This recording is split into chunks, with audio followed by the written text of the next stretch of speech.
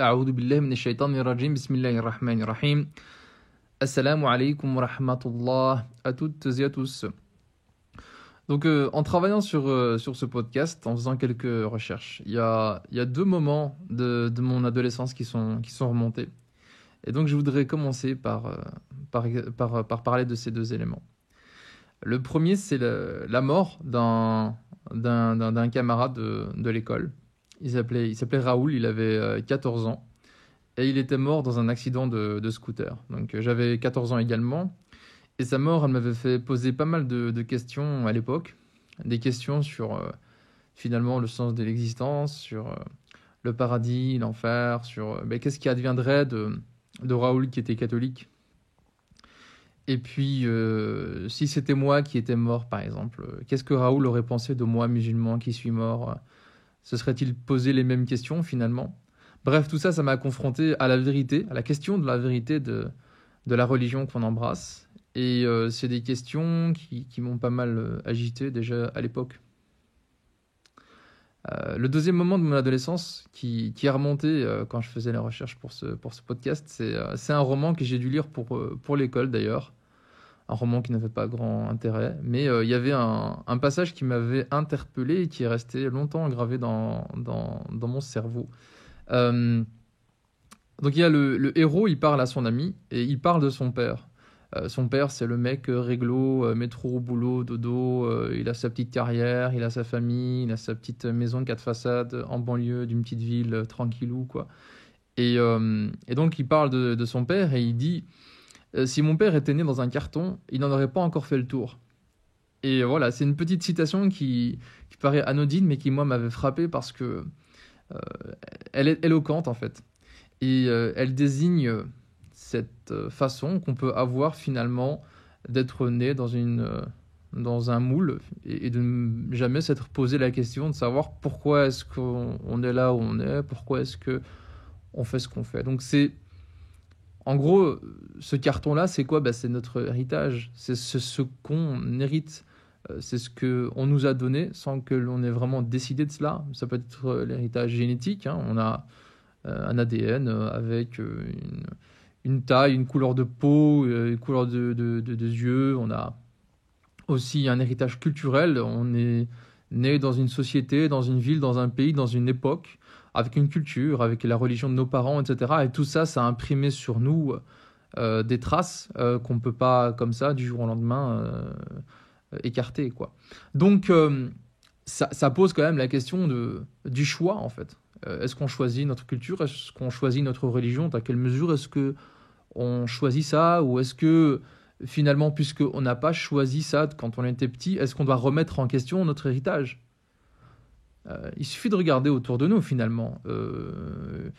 Généralement, les enfants juifs sont issus de familles juives. Généralement, les chrétiens sont issus de familles chrétiennes. Et on peut étendre ça, je sais pas moi, bouddhistes, les animistes, les shintoïstes, je sais pas moi, les protestants, que sais-je. Donc, ce genre de réflexion, ça amène à plein de questionnements, plein d'interrogations. Une interrogation évidente, c'est finalement, est-ce qu'on est musulman parce que nos parents le sont, tout simplement? Et est-ce qu'on n'est pas, quelque part, c'est peut-être une formulation un peu provocatrice, mais elle est intéressante. Elle vient d'un intellectuel athée, d'ailleurs, qui disait, finalement, même les croyants sont athées. Ils sont athées de toutes les autres divinités, ils sont athées de toutes les autres religions, sauf de leur Dieu, sauf de leur religion. Et en gros, les athées, les vrais athées, eux, ils sont juste athées d'une religion en plus que les autres. Donc, pour bien expliquer, c'est comme si, mettons qu'il y a 1000 religions. Lorsque j'embrasse une religion, j'en rejette 999. Tandis que les athées en rejettent 1000. En gros, ils ne sont pas si différents que nous. Et ça pose des questions qui peuvent être... elles peuvent paraître absurdes, mais quand même, ça soulève quand même des questionnements qui sont existentiels. Après tout, quelle est la probabilité que la religion dont moi j'ai hérité, quelle est la probabilité que c'est la bonne quand on considère qu'il y en a des dizaines, des centaines, des milliers d'autres à travers l'espace et à travers le temps? Donc l'attitude qui consiste à suivre la tradition de mon groupe social, parce que c'est ce qui se passe autour de nous finalement, il faut bien le reconnaître. Il y a bien des gens qui abandonnent leur religion et qui en embrassent une autre, mais la plupart, un grand nombre en tout cas, embrassent la religion de leur pays, de leur groupe social, de leurs parents, etc. Donc cette attitude, est-ce qu'elle est justifiée? Ça me fait penser à un verset du Coran dans la surah Al-Ma'idah, la surah 5, où Allah subhanahu wa ta'ala, il dit, A'udhu billahi minash shaitanir rajim, wa idha qila lahum ta'alaw ila ma anzala Allah wa ila ar-rasul qalu hasbuna ma wajadna alayhi aba'ana awalaw kana aba'uhum la ya'lamuna shay'an wa la yahtadun. En traduction rapprochée, ça donnerait quelque chose comme lorsqu'on leur dit conformez-vous à ce que Allah a révélé et conformez-vous aux prophètes, ils rétorquent l'exemple de nos ancêtres nous suffit. Mais quoi? Et si leurs ancêtres étaient totalement ignorants et vivaient eux-mêmes déjà en plein égarement? Donc ce verset, moi je le trouve puissant parce qu'il met le doigt sur quand même quelque chose qui est fondamental, à savoir que la plupart des groupes sociaux ne veulent pas changer de façon de voir le monde et ils identifient ça à ce que leurs ancêtres ont été, à ce qui leur a été transmis. Or, c'est pas parce que ça a été transmis par des ancêtres qu'on respecte que c'est vrai. Bon, tout ça, ça peut paraître évident, ça peut paraître basique. Pourtant, je pense que l'humanité a prouvé que le contraire était la règle. Ça peut paraître évident que la vérité n'est pas automatiquement celle d'un groupe social. Pourtant, les expériences en sociologie, en psychologie sociale, etc., démontrent que la plupart du temps, on suit, je dirais pas aveuglément, mais presque ce qu'il y a autour de nous et qu'on a finalement empêtré, embourbé dans des manières de penser qui peuvent nous bloquer. Alors, voilà, moi je vais donner quelques exemples ici de concepts issus de la sociologie, des psychologies sociales. Je vais en citer 4-5, là, juste comme ça. Hein. On ne va pas trop s'attarder dessus, mais juste pour expliquer à quel point, quand on fait des recherches sur ce sujet, on se rend compte que les humains, c'est quand même des animaux sociaux. Le premier exemple que je vais donner, c'est ce qu'on appelle le biais en deux groupes, qui est lié aussi à un autre concept qu'on appelle l'erreur ultime d'attribution. Alors, quittez pas, je vais expliquer, c'est vraiment pas compliqué. Je vais prendre un exemple. Par exemple, si on prend des protestants et des catholiques, hein, notamment si on prend des protestants et des catholiques dans des pays où on va dire qu'il y a une petite tension entre eux, mettons l'Irlande par exemple. Et ce que je dis, c'est étayé dans des expériences, hein, je n'invente pas ça. Alors, prenons un groupe de protestants et montrons-leur, j'y arriverai, des images de catholiques, soit qui font des bonnes actions, soit qui font des mauvaises actions. Alors, lorsqu'on fait le bilan, lorsqu'on fait des études statistiques pour regarder en gros la tendance majoritaire qui s'en détache, on se rend compte que pour les protestants, lorsque les catholiques font des bonnes actions, souvent, les protestants vont attribuer ça à ce qu'on appelle des éléments contextuels. Ils ne vont pas attribuer ça à la qualité des catholiques. Ils vont attribuer ça au fait que, par exemple, c'est facile parce que voilà, cet homme il a donné l'argent à un pauvre, c'est un catholique, oui, mais il est riche, donc c'est facile quand on est riche, etc. Alors que lorsque les catholiques font des mauvaises actions, alors là, les protestants vont dire c'est normal, dans leur religion il y a ceci, puis le pape, le Vatican, l'injustice, elle est comme ça chez les catholiques, etc. Et l'inverse est tout à fait vrai. Si on prend les catholiques et qu'on met des protestants devant eux, dans les deux situations, on se rend compte que c'est exactement la même chose. Et donc, qu'est-ce que ça veut dire ça? C'est-à-dire que quand on fait partie d'un groupe social, lorsqu'on regarde d'autres groupes sociaux, on analyse les qualités des groupes sociaux pas comme étant des qualités intrinsèques, pas comme étant des qualités de ce groupe-là, mais plutôt, voilà, c'est comme ça, ils n'ont pas vraiment choisi d'avoir ces qualités-là. Tandis que les défauts des autres, on les attribue à eux-mêmes. Et ça, on a fait cette expérience avec des Blancs et des Noirs aux États-Unis, on a fait cette expérience avec des hindouistes et des musulmans en Inde, etc. C'est vraiment une constante qu'on a. Donc on a un biais en deux groupes. C'est-à-dire que, et d'ailleurs, j'ai oublié de le dire, mais si on fait l'inverse, si on regarde notre propre groupe, les choses que l'on fait bien, on attribue ça à des qualités qu'on a, et les choses que l'on fait mal, on attribue ça à des effets contextuels. Par exemple, si je prends un groupe A et je lui dis mais il y a 10 ans, votre groupe A a tué autant, etc. Les gens du groupe A vont dire oui, mais vous comprenez pas, c'était la guerre, il en allait de notre survie, puis c'est l'autre groupe qui a commencé, etc. Donc voilà, pour être synthétique, c'est ça. C'est le fait que nos qualités, on les attribue à nous-mêmes, nos défauts, on les attribue au contexte. Quand c'est un groupe adverse, c'est le contraire.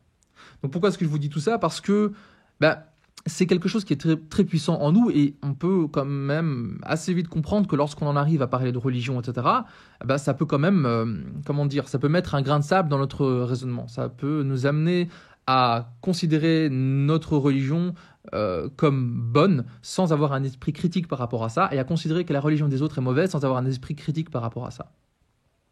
Donc il y a aussi ce qu'on appelle, comme deuxième concept, le biais de confirmation. Le biais de confirmation, c'est quoi? C'est que quand on a une croyance, une religion, ça peut être aussi une opinion politique, ben, il va y avoir plein de choses qui vont se passer dans la vie, et on va avoir tendance à retenir ce qui va dans le sens de ce qu'on croit, et à écarter ce qui ne va pas dans le sens de ce qu'on croit. Je vais prendre un bête exemple tout simple, les femmes au volant. Bon, il y a des hommes, il peut y avoir des femmes aussi, mais surtout des hommes qui considèrent que les femmes au volant, ben voilà, elles savent pas conduire. Elles savent pas conduire, et voilà, femmes au volant, la mort au tournant, tout ce genre de clichés. Bon, les études pourtant montrent bien que la plupart des accidents, même si on enlève la proportionnalité, la plupart des accidents, etc., viennent des hommes. Mais cette croyance, elle est très fortement ancrée. Et pourquoi est-ce que c'est un biais de confirmation? Parce que lorsque je conduis, si je vois un homme qui conduit mal, je vais jamais dire, tiens, les hommes conduisent mal. Si je vois une femme qui conduit bien, je vais jamais dire, ah tiens, les femmes conduisent bien. Par contre, si je vois une femme qui conduit mal, là je vais dire, ben tiens, ça c'est, voilà, je le savais, les femmes conduisent mal. Donc le biais de confirmation, il peut être aussi intéressant à considérer dans notre conversation parce que, pareil, lorsqu'on va regarder des effets liés à notre religion, à la religion des autres, on va tendance à retenir tout ce qui va en faveur de notre groupe, de notre religion, et à retenir tout ce qui va en défaveur des autres religions, des autres groupes. Le troisième concept que je voudrais évoquer, c'est ce qu'on appelle la normalisation. Alors c'est quoi la normalisation? C'est le fait que, au fur et à mesure que l'époque évolue, les normes sociales changent, les normes politiques changent. Il y a plein d'exemples. Je prends deux exemples, la peine de mort ou le mariage homosexuel. Si on prenait une machine à remonter le temps, qu'on allait 50 ans avant et qu'on faisait un sondage dans la rue, il y aurait énormément de gens qui seraient pour la peine de mort, contre le mariage homosexuel, qui trouveraient ça tout à fait naturel et qui considéraient que c'est un pilier de la société. Par contre, aujourd'hui, si je fais un sondage aujourd'hui, la plupart des gens sont contre la peine de mort et la plupart des gens sont pour le mariage homosexuel, en France, en Belgique, aux Pays-Bas, en République tchèque, que sais-je. Donc pourquoi la normalisation c'est important? Parce que la normalisation, comme le mot l'indique, on peut trouver des choses normales alors qu'en fait elles sont finalement sujettes à l'évolution de la société. Et donc on peut trouver que, voilà, moi c'est ma religion, c'est comme ça c'est interdit, ça c'est autorisé, c'est tout à fait normal, c'est tout à fait naturel. Alors que c'est un phénomène artificiel parfois. Donc ça peut aussi expliquer pourquoi est-ce que les groupes humains ont tendance à trouver que leur religion est la bonne, leur religion est la seule qui ait du sens.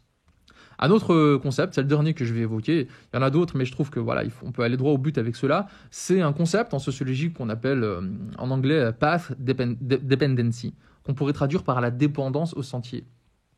Alors imaginez par exemple, il y a une pelouse et il faut traverser cette pelouse pour aller, je sais pas moi, du magasin à l'arrêt de bus. Bon, les premières personnes qui vont passer par cette pelouse vont mettre leur empreinte sur cette pelouse et petit à petit, il va y avoir un petit chemin qui va se créer. Et ce chemin, ben, finalement, lorsque vous allez vous engager, même si vous n'êtes jamais passé par là, vous allez plutôt prendre ce sentier-là. Vous n'allez pas passer par là où il y a du gazon. Vous allez passer par l'endroit où est marqué le sentier. Et à la limite, même si plus tard il y a des travaux et que l'arrêt de bus était décalé de 10 ou 20 mètres sur la droite ou sur la gauche, les gens auraient quand même tendance à prendre ce sentier-là, même si ça leur pousse à faire un peu plus de chemin qu'auparavant, jusqu'à ce que petit à petit, il y a un nouveau sentier qui se crée. Donc on utilise ce concept en sociologie, en psychologie sociale, pour dire que lorsque autour de nous, plein de gens prennent un chemin, ça peut être la mode, ça peut être une religion, ça peut être une opinion politique, etc., on a tendance à suivre le groupe. Donc voilà, tout ça, c'est des exemples de concepts de recherche qui sont issus de la psychologie sociale, de la sociologie, qui montrent à quel point finalement les êtres humains sont des animaux sociaux. Ils ont plutôt tendance à suivre le groupe dominant. Et quelque part, finalement, c'est logique qu'on y pense. C'est ce qui permet de survivre, en fait. Grâce au bloc que forme la société, si on avait tous tendance à faire de notre côté, à avoir des opinions de notre côté, à avoir notre religion de notre côté, ça pourrait créer une division sociale et ça pourrait enlever finalement toute motivation à protéger mon groupe social. Alors aujourd'hui, je ne sais pas moi, mais on dirait en Europe, en 2021, dans une société plutôt pacifiée, c'est vrai que ça perd un peu plus de son sens, mais l'essentiel de l'histoire de l'humanité, il y avait intérêt quand même à former un bloc soudé si on voulait survivre. Mais évidemment, ce qui permet d'être fort et soudé n'est pas nécessairement vrai. La vérité et la force politique sociale ne sont pas corrélées automatiquement. Euh, Or, aller à l'encontre de son groupe social, c'est quelque chose qui peut coûter. Pour prendre un exemple tiré, là encore une fois, du Coran, dans la sourate Hud, chez les Thamoud. Les Thamoud, c'est un peuple chez qui est envoyé un prophète qui s'appelle Salih, qui est un homme de ce peuple-là. Et les Thamoud, lorsqu'ils vont être confrontés à ce que Salih leur dit, vous vous trompez, vous devez adorer Allah subhanahu wa ta'ala comme seule divinité. Les Thamoud lui disent قالوا يا صالح قد كنت فينا مرجوا قبل هذا. Ils dirent, ô Salih, tu étais jusqu'ici l'objet de grands espoirs pour nous. Autrement dit, tu nous as beaucoup déçus. Il faut savoir que Salih était un homme éminent de cette société-là et qu'il était appelé à une grande carrière, que c'était un homme respecté. Et là, ils lui disent en gros, mais tu nous as trahis. Donc pourquoi est-ce que je cite cet exemple? Parce que si on essaye de sortir un peu de son groupe social, en essayant d'avoir un recul et en essayant d'interpeller son groupe social sur le fait que peut-être qu'on se trompe sur un sujet ou un autre, on va être confronté directement à des accusations de trahison. Et donc, qu'est-ce qu'on peut tirer de tout ça? Eh bien que, premièrement, suivre aveuglément nos ancêtres, c'est vouer à l'échec. Il y a tellement de probabilités que nos ancêtres se soient trompés que les suivre aveuglément, ça n'a pas de sens comme démarche. Qu'est-ce qu'on peut en tirer d'autre? On peut en tirer qu'il faut absolument développer un esprit critique. Et cet esprit critique, il est coûteux. Il est coûteux parce que on peut aller à l'encontre de la société, de la famille, de nos amis, du groupe social. Mais il est aussi coûteux personnellement parce que c'est pas facile de se remettre en question. C'est pas facile de se remettre en question, c'est pas facile de remettre en question nos convictions qui ont façonné notre existence. Pourtant, il faut. Parce que de quoi est-ce qu'on parle ici? On parle d'un enjeu qui est énorme. Si l'enfer ou le paradis existe véritablement. Alors, il ne s'agit pas uniquement d'un jeu intellectuel, il ne s'agit pas juste d'une discussion sur le sens de l'existence, la vérité, la fausseté, etc. Mais il s'agit du salut de notre âme. Si véritablement, si je me trompe de religion, en gros, alors je vais en enfer, du coup, j'ai plutôt intérêt à essayer véritablement de trouver la bonne religion. Si je veux prendre un exemple, imaginons qu'un ingénieur, c'est le projet de sa vie, il doit construire un pont au-dessus d'un fleuve qui est un fleuve qui est très large et dont le courant est très fort. Alors quand il va devoir tester les cordes qui vont soutenir le pont, il a intérêt à ce que les cordes soient extrêmement, extrêmement, extrêmement solides, 10 fois, 100 fois plus solides que les charges qu'il est censé supporter. Okay, donc l'idée, c'est quoi? C'est de dire, si il s'agit d'aller en enfer ou éternellement ou au paradis éternellement, j'ai intérêt à ce que lorsque je réfléchis aux convictions qui sont les miennes, il faut que je les teste, ces convictions. Il faut que je sois sûr qu'elles soient les plus solides possibles. Et donc pour ça, sans doute qu'à un moment donné, je dois suspendre mon jugement. Il y a un moment donné où je dois regarder mon groupe, ma famille, ma société et me faire un moment de recul. Je suspends le jugement, c'est-à-dire que pendant un moment, je me dis, attends, je réfléchis, est-ce que ce que je pense est vrai? Comment savoir si c'est vrai? Donc si je suspends mon jugement et que je dis à un moment donné, on va essayer de regarder un petit peu nos convictions et les convictions des autres. Et en fait, on va essayer de choisir ce qui est le plus proche de la vérité. Et quand on fait ça, on va se retrouver devant ce qu'on peut appeler, ce que des sociologues appellent un marché cognitif, un marché cognitif. Ce serait genre un shopping, une immense surface commerciale dans laquelle sont proposées toutes les religions, les convictions, les opinions, etc. Et alors, on est d'accord que ce marché cognitif, il serait immense. Quand on compte toutes les possibilités qu'il y a de quoi se perdre. Donc il faut des critères. Quels critères pour choisir? Quels critères pour faire son achat, en quelque sorte, sur ce marché cognitif? Quels critères pour départager entre, je sais pas moi, le catholicisme, le marxisme, le féminisme ou autre isme, telle religion, telle opinion, tel groupe social? Quel critérium, finalement? C'est de là que vient, d'ailleurs, l'essence de ce projet, de cette plateforme, le critérium. C'est de savoir, mais sur quoi est-ce qu'on se base? Sur quoi est-ce qu'on fonde notre engagement? Donc on est d'accord qu'on ne peut pas le faire à l'aveugle, il faut des preuves. Il faut des preuves, il faut avancer avec un raisonnement qui soit étayé par des éléments. C'est intéressant parce que s'il y a une démarche, parmi toutes les démarches, qui met la preuve vraiment dans un statut très important, c'est la démarche scientifique. Donc on en a déjà parlé dans les épisodes précédents du podcast, mais on ne le répétera jamais assez. La démarche scientifique, elle est extrêmement puissante. Elle est extrêmement puissante pour départager des hypothèses fausses, c'est vrai. Elle est extrêmement puissante pour trancher. L'efficacité de la démarche scientifique, elle peut être vérifiée tous les jours. Il suffit de voir la technologie issue de la démarche scientifique pour comprendre à quel point c'est puissant comme outil pour départager entre ce qui marche pas, entre ce qui est vrai et ce qui est faux. Il suffit de voir également comment la démarche scientifique permet de pouvoir prévoir finalement des résultats, même 30, 40, 50 ans à l'avance pour voir à quel point c'est puissant. On pourrait se demander, tiens, peut-être un peu naïvement, mais est-ce que la démarche scientifique, ça pourrait pas être le critérium par excellence finalement ? En effet, pourquoi est-ce que je devrais croire à mon récit, le récit de ma religion, les miracles de ma religion, les choses invraisemblables qu'il peut y avoir dans ma religion, plutôt qu'au récit invraisemblable ou qu'on peut juger invraisemblable qu'il y a dans toutes les autres religions. Il suffit d'ouvrir un livre de mythologie ou d'autres religions, les religions qu'on trouve dans le Pacifique, les religions qu'on trouve dans le passé, pour se dire que finalement, chacun de ces récits est très localisé, très particulier, très spécifique, alors que finalement la science, elle a un discours qui est universel. Ce qui marche ici, la loi de la gravité ou la loi de la météorologie ou de la géologie, etc., marche également dans les îles Féroé, marche également en Alaska, marche également à Ushuaia. Donc on pourrait avoir une démarche qui consiste à dire, moi je vais utiliser les preuves, et donc je vais utiliser la démarche scientifique, mais pourquoi est-ce que ce ne serait pas la démarche scientifique finalement qui est le récit de la vérité ? C'est là où la démarche scientifique, elle peut passer de méthode à grille de lecture. C'est ce qu'on appelle le matérialisme. Le matérialisme, ça consiste à dire finalement, il n'y a que ce qu'il y a autour de nous qui est vrai. Et il n'y a que la démarche scientifique qui nous permet de voir ce qui est vrai ou pas. Parce que nous, en tant que musulmans, on dit, il y a des lois scientifiques, ok, mais ça veut dire qu'il y a un législateur.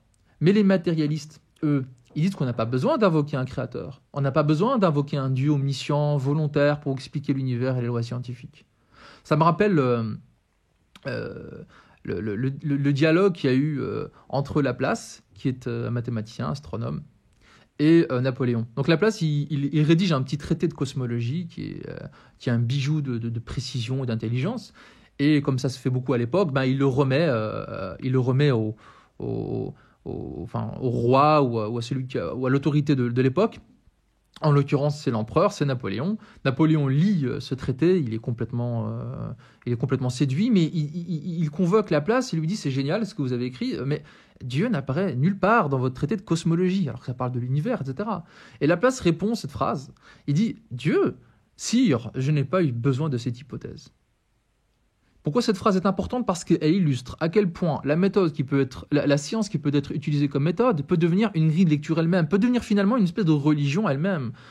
On pourrait passer de la science au scientisme, au matérialisme et à l'athéisme lorsqu'on rejette complètement l'hypothèse Dieu. Alors je ne dis pas que Laplace était athée, mais quand même, il pave le chemin vers l'athéisme.